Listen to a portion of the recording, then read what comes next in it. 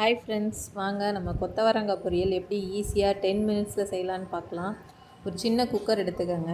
அதில் கொத்தவரங்காயை நல்லா பொடியாக நறுக்கிட்டு அதில் போட்டு ஒரு அரை டம்ளர் தண்ணி ஊற்றி ஒரு 3 விசில் இல்லை 2 விசில் பார்த்து விட்டுக்கோங்க. அதில் லைட்டாக உப்பு போட்டுக்கோங்க. க்ளோஸ் பண்ணி விசில் விட்டுடுங்க. விசில் வந்துட்ட உடனே ரிலீஸ் பண்ணிவிடுங்க. ஏன்னா ரொம்ப இருந்தால் குழஞ்சிரும். அதனால் ரிலீஸ் பண்ணி விட்டுட்டு எடுத்துருங்க. ஒரு கடாய் வச்சு ஒரு டேபிள் ஸ்பூன் எண்ணெய் ஊற்றிக்கங்க. எண்ணெய் ஊற்றிட்டு கடுகு, உளுந்து, கடலைப்பருப்பு, கருவேப்பிலை, பச்சை மிளகாய், வெங்காயம் எல்லாம் போட்டு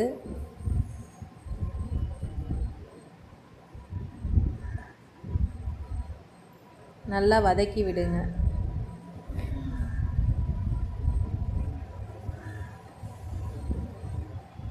காரத்துக்கு பச்சை மிளகா மட்டும்தான், அதனால் உங்களுக்கு எவ்வளோ தேவையோ அது போட்டுக்கோங்க. பச்சை மிளகா, வெங்காயம் நல்லா வதங்கணும்.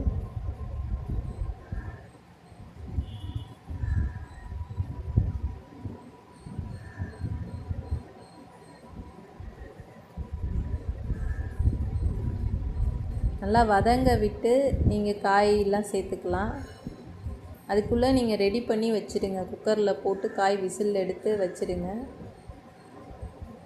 அப்புறம் ஒரு சைடில் இந்த பக்கம் கடாயில் எண்ணெய் ஊற்றி வெங்காயம், பச்சை மிளகா, கடுகு, உளுந்தெல்லாம் தாளித்து ரெடியாக வதக்கிட்டே இருந்தீங்கன்னா அதை ரிலீஸ் பண்ணி இதில் கொட்டிட்டிங்கன்னா டக்குன்னு உங்களுக்கு பொரியல் ஆகிடும். இதோ பாருங்கள், விசில் வந்து ரிலீஸ் பண்ணி போட்டுட்டேன். அவ்வளோதான். அந்த தண்ணி லைட்டாக வத்துற வரைக்கும் கிண்டிகிட்டே இருங்க. கொஞ்சம் தேங்காய் துருவல் போடுங்க, ஒரு 3 டேபிள் ஸ்பூன். உப்பு தேவையான அளவு பார்த்து போட்டு செக் பண்ணிக்கோங்க. அவ்வளோதான், ஈஸியான கொத்தவரங்காய் பொரியல் ரெடி ஆயிடுச்சு.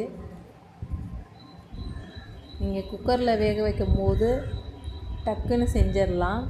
அதனால் நீங்களும் ட்ரை பண்ணி பாருங்கள்.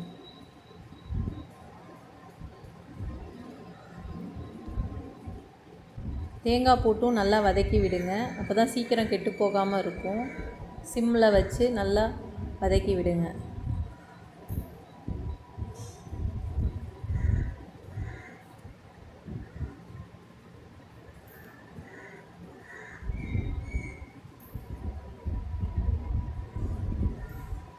கொத்தவரங்காய் பொரியல் நம்மளுக்கு ரெடி ஆகிடுச்சு. நீங்களும் செஞ்சு பார்த்துட்டு எப்படி இருந்துச்சுன்னு எனக்கு கமெண்ட் பண்ணுங்கள்.